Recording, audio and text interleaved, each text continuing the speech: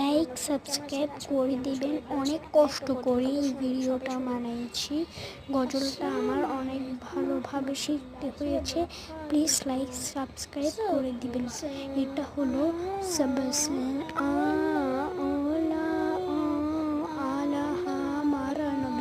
এই গজলটা বুঝছেন। Please like subscribe করে দিবেন।